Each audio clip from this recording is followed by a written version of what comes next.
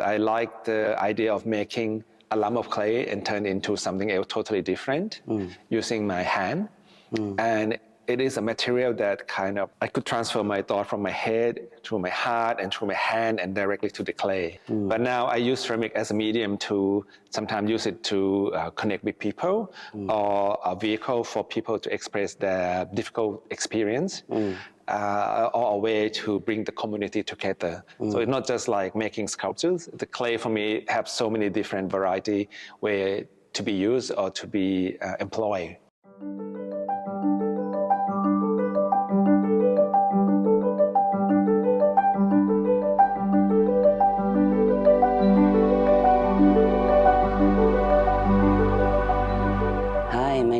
Suvat Angsuvansari from SAC Gallery, and today I'm in conversation with Vipoo Srivilasa. Hi Vipoo, thank you for coming today, and this interview is for the exhibition Eleganza Extravaganza Cats at SAC Gallery. I want to spend this time to talk with you a few things about your background, but also the works that we have on right now.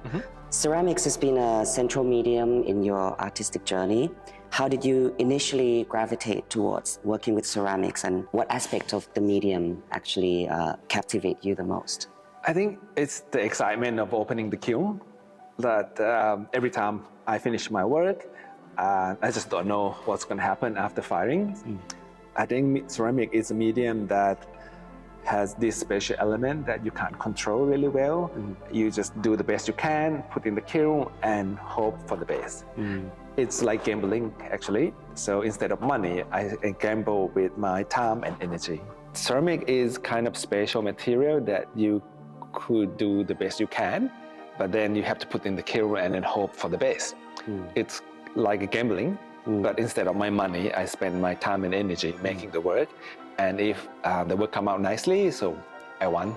But often maybe 2-3 times a year, I lose. But that's why it's exciting. If you win all the time, then what's the point? Interesting view to look at that. And how does the tactile nature of ceramics contribute to your storytelling through your art? Do you want people to sort of touch it as well, or do you feel that the way you sort of handle the material helps to shape the kind of art that you create? People can touch it if they bought the piece, no problem at all. I think my work is not about touching, it's not about the feel of the object, but more of the aesthetic of the work. Ceramic is kind of special in a way that if you make kind of functional pot or domestic kind of work, then you could actually feel it, you could actually touch your artwork. But for me, that's not the point that I'm interested in. But I like the idea of making a lump of clay and turn it into something else totally different using my hand. And it is a material that kind of, I could transfer my thought from my head through my heart and through my hand and directly to the clay without anything in between my hand and the clay itself, just my hand and the clay. And how about in terms of the techniques? Are there any particular traditional techniques or new techniques that you sort of employ? Yeah, it's always a mix of the two things. You know, like making ceramic is traditional already. To make it new, it's just so many possible ways to do it. Sometimes it's hard because there are lots of people using ceramic right now, and they always have some new technique and then new way of making work. I like the idea of trying to find new technique, but at the same time, I'm more interested in the conceptual and the finish of the work, more of how I could express my idea through ceramics. Would you say that the relationship between you and the medium has evolved over the years? Like, are they different? I think it is a little bit. When I start, I just use ceramic to make sculptures. But now I use ceramic as a medium to sometimes use it to connect with people or a vehicle for people to express their difficult experience or a way to bring the community together. So it's not just like making sculptures. The clay for me have so many different variety way to be used or to be employed. How about in terms of the colors? Are there is that a artistic choice to keep to the certain colors, or is that more sort of just being true to its nature? It's quite a few things that I use That's why I use only blue and white and color palette. First of all, when I had my first solo show in Bangkok in 2005, back then there is no studio ceramics in Thailand, or maybe one or two, like very little. And I just want to make work that Thai people could connect to the work directly without, too many steps to get to understand my work.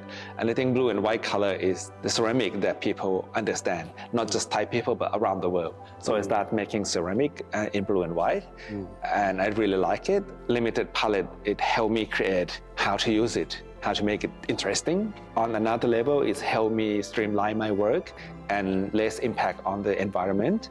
Before blue and white, I use a lot of color glaze. So every time I glaze my work, it always have excess glaze that I have to clean, have to watch, and say, all this glaze go into the drain. And I feel bad because I make work about, saving the environment, but I also putting things into the environment, which is not good. By using blue and white color, it reduces a whole lot of materials in just only a few ingredients, and there is no waste. Would you say that in making exhibition in Thailand, your approach to creating the works are different to if you were to show in other countries or in Australia, for example? Yes, I like to make work that relate to the local area, not site-specific, but something that has the element of the local space. Like for Thailand, I like to use Thai literature as a starting point and see where it takes me. And we'll get back to the literature part a bit later in the interview. But thinking about Thailand, do you perhaps look at some artists in Thailand, or where do you see yourself sort of in the pool of all ceramics artists in Thailand? Where do I see myself? I'm not sure. I see myself as artist from both Thailand and Australia. So it's a little bit difficult to say where I stand in Thai ceramic scene. There's a lot of really good artists right now, and there's a lot of exhibitions around the world that's happening. International artists come to Thailand and then start showing in Bangkok, as well as Thai people going to Australia and showing there. So it's kind of like a little bit difficult to pinpoint, I think. Your portfolio includes small, intricate works, but also large-scale works. Can you give us some example of most memorable ones, or one that had the most challenge? I think the most challenged work was the one I did a few years ago for Art Can Die project. It's difficult because I work from overseas, in Australia, and the work being produced in Thailand, and I have to go through a lot of coordinator. But with the help of the gallery and the gallery staff, it comes together really nicely. The work is probably one of the first large work that I produced that people could actually go inside and meditate in it. It's also based on the Thai literature, Hon Vichai Kavi. So it's kind of fit in with all the exhibition I made in Thailand. Would you say that was one of the first few pieces that you started to think beyond ceramics and beyond sort of tangible material and onto more experiential? Yes, actually it is one of the first few work that is not ceramics, it's fiberglass.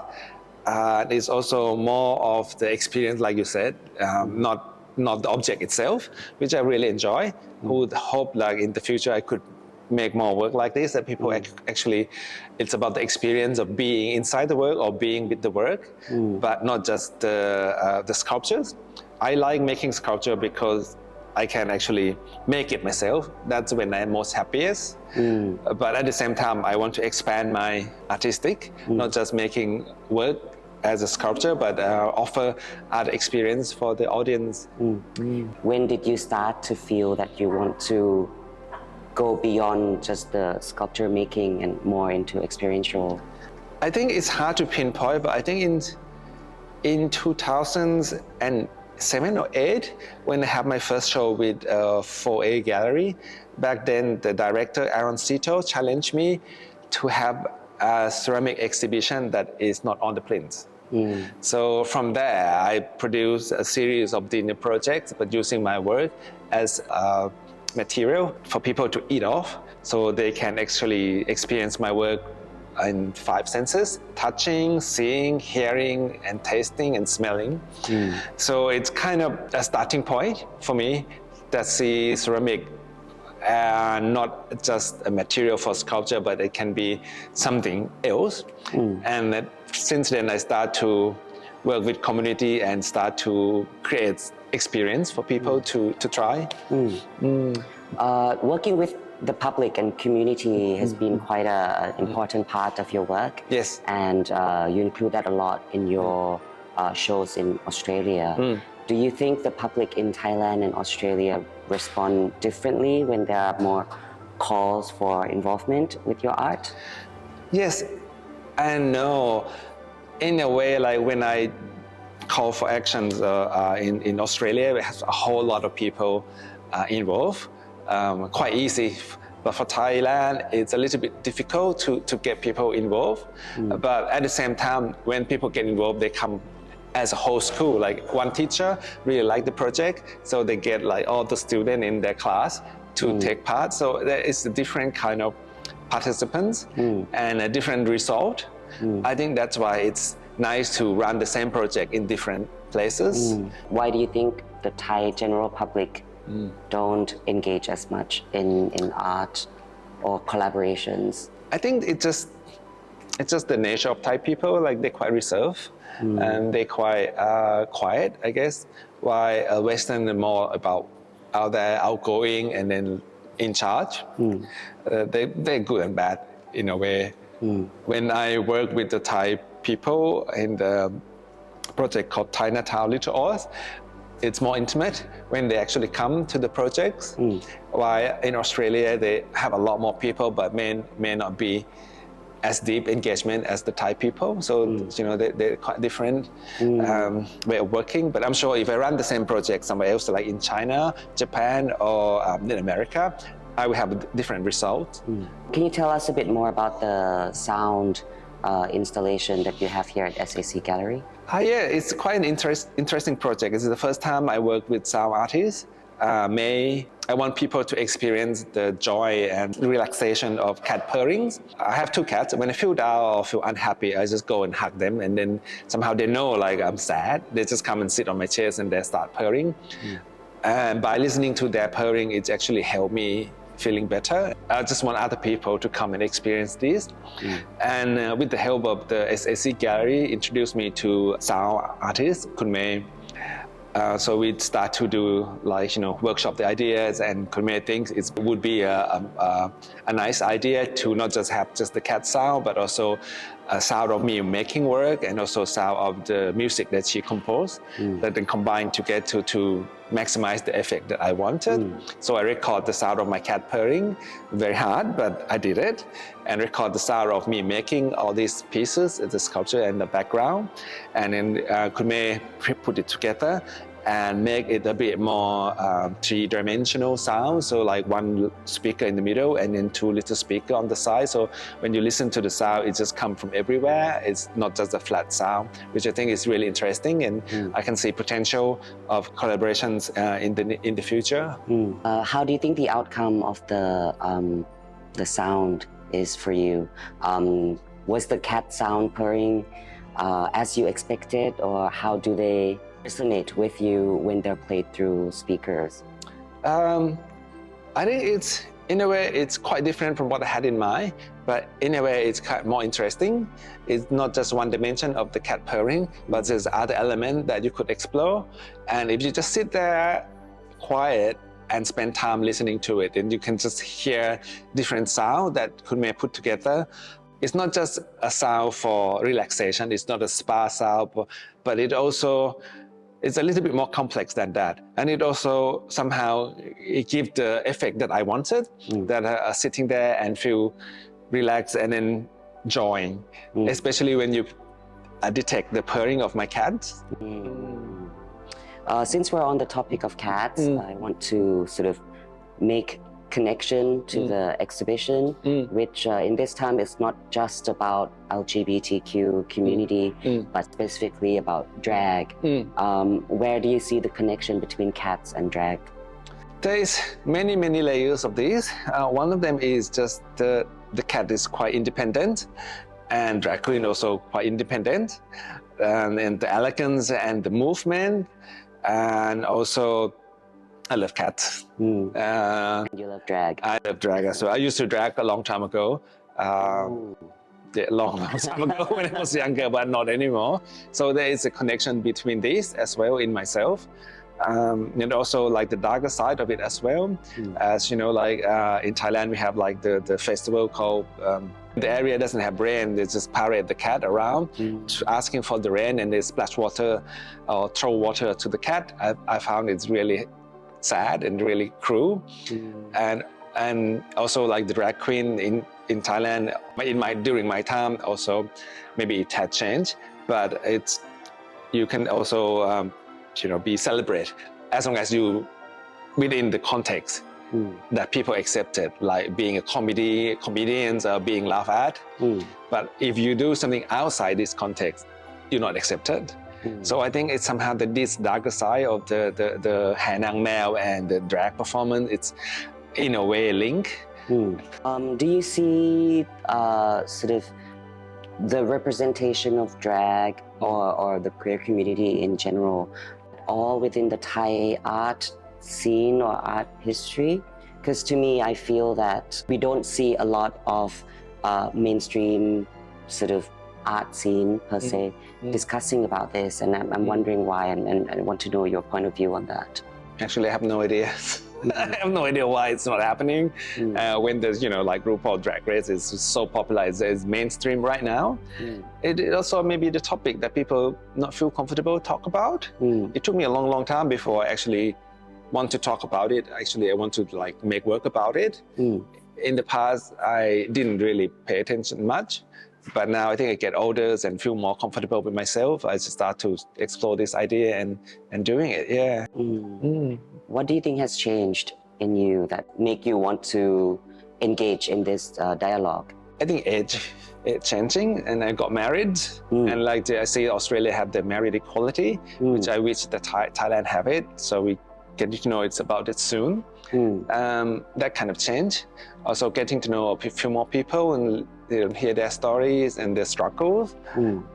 Also see the new generations being accepted, being celebrated, and I thought it's maybe nice to do something about it. We discussed earlier off camera about looking at your works from this exhibition and drawing that connection between the works that is the outcome and sort of the queer elements or the drag elements in there. Can you describe to us sort of how you see it reflecting the drag culture or the queer community through your works? Well, first of all, I'm part of the queer community. What I make is going to be part of the queer community. And the elements and the symbols thing, it was just what you see. I think it depends on how audience see it. For example, like my auntie just come in and see like, oh my God, this cat have the fake eyelashes, which is so queer, but some people may not see it, which is fine. It's not the most important part. Like you have to understand what I try to say. I think that would be just like a picture book, I guess, if it's just too illustrated. It should be something that mysterious and it's something that people discover themselves. And that's also depend on their experience with the queer culture and how much they understand about it, yes. And I understand that in some piece you actually sort of almost pay homage to an existing drag queen. Can you talk a bit more about those pieces? There is, I think maybe because the original idea of this show was first come from my childhood, that I actually see this performance, Chui Chai Nang Villa, as part of the big kind of play. I was part of the play because my school just like making all the students doing this play. Now looking back, it was really good because it connect me with Thai root when I grew up. So this character is a cat, but it's a female cat. Having said that, dancer or the performer was male. And the way he walked, the way he portrayed this cat is so elegant and flamboyant, which I think if the female performer doing it just couldn't quite capture that. Looking back from now, I was just thinking that might be a role that 100 years ago, they just created this role for a drag performance, but in the Thai traditional context. So I thought like that was the first time I actually see drag performance when I was young. Yeah. If I'm answering the questions. Yes. And actually, I want to sort of pay more focus on that part of your background, your childhood, because you also mentioned that you studied Thai dancing. Yes. Do you see that coming back to you in your sort of more mature stage in your artistic career? Yes, totally. But I don't know, is that because I'm getting older and older, so things is coming back. You just look at the childhood. I used to do the performance, the Thai dance a lot when I was younger, part of the school. And at one point, I was decided to study classical dance instead of art. Not instead, but directly just want to study classical dance. But when we went to the school, there is no one at the receptions. So we walked across the road to get to the fine art department, which has the receptions. So that's how I started my art career. So had the reception been open, you wouldn't have me here, you would have me on the stage somewhere. Wow. Yes. I mean, I think that's very interesting to keep in mind when looking at your work as well, because I think in a way it's carry that sort of theatrical element within the way you sort of make your sculptures, but also how you lay them out within the context of exhibition and display as well, which I think is quite interesting. Do you think that that part of you is also what links you back to sort of Thai literature and classical texts? It is. When I look back, when you oversee, one thing that makes you different from other people is your own culture. And when I look back and then all these literature, all these books that I read, all this literature that I have to study when I was young, it just keep popping up. And then I just find a way to reinterpret it. Also, it inspired quite largely by the Sakrin, Kun Sakrin Krion, who was my mentor 3-4 years ago. And he suggested me to work on this idea and get deeper and deeper, and I really enjoy that. How do you see that coming together in the future now that you have explored a few body of work that is relating to Thai literature? I'm not sure. I think because I only plan for a bit in advance, and I make work in series, and each series have different theme and concept. So this one, I'm done with it, but I'm not sure what is the next show or what is the next thing will be. It's really hard to say until it's happening. I will still probably try to explore more of this literature, like how could I reinterpret it in a way that fit with the contemporary culture, or how could I retell the story of the Thai folktale in a way that reflect my life. Would you also describe some of the features we see on this exhibition's works to be a bit more sort of folk art in a way in terms of their facial features? It could be, yes. Quite simple, quite fun, enjoyable, not really refined. Some of them inspired by the Thai mural paintings in Isan, in Eastern Thailand, like cat painting and all, but it would just like, roughly draw, but naive. I don't know if my work could be classified as naive, but that's part of the inspirations. Do you think it's more relaxed in terms of the making of? Yes. I think my work is a lot more nowadays compared to like in the past. It's a lot more relaxed, but more loosened. Not very loosely, but it's loosened than before. I let go of brush work and I let go of some imperfections a little bit more than before.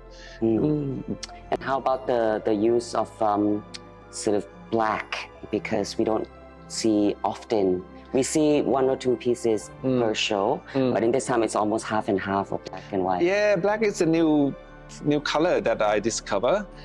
When I make this cat, and I just thought like what kind of cat that we've seen a lot, and one of it is black cat, and black cat is a cat that people don't really like because they think it not bring bad luck. But in a way, black cat is the most intelligent cat, and it's quite cute and quite fun to work with. So I just do black and white show, black and white cats, and I want to explore like more different kind of color, but I think it's just too much in just one show.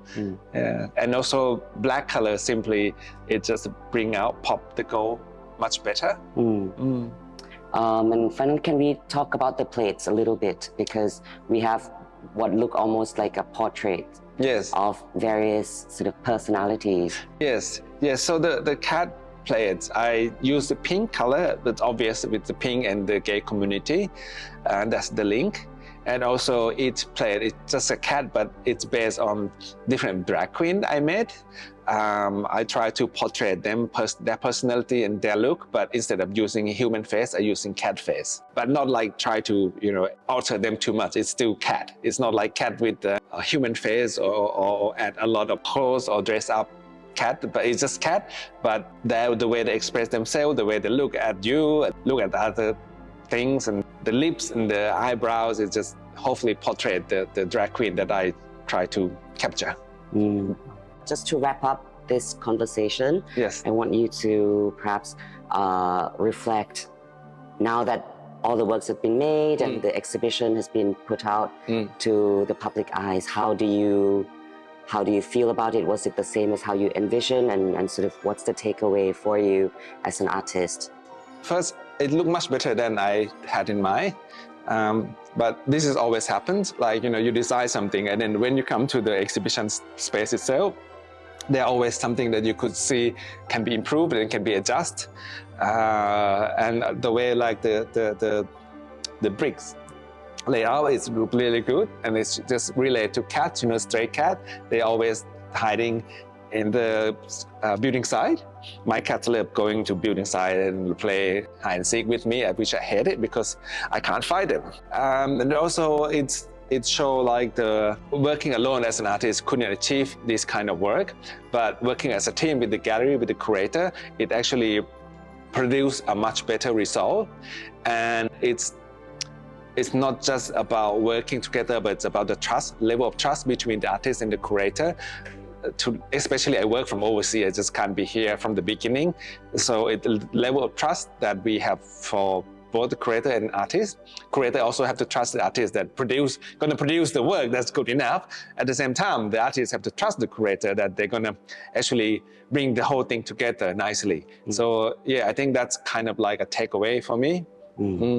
Well, thank you very much for your time, and I hope that this conversation helped to illuminate some parts of Vipoo's works that maybe you don't get from the just looking at the exhibition alone, and hopefully we get to welcome you back for next time.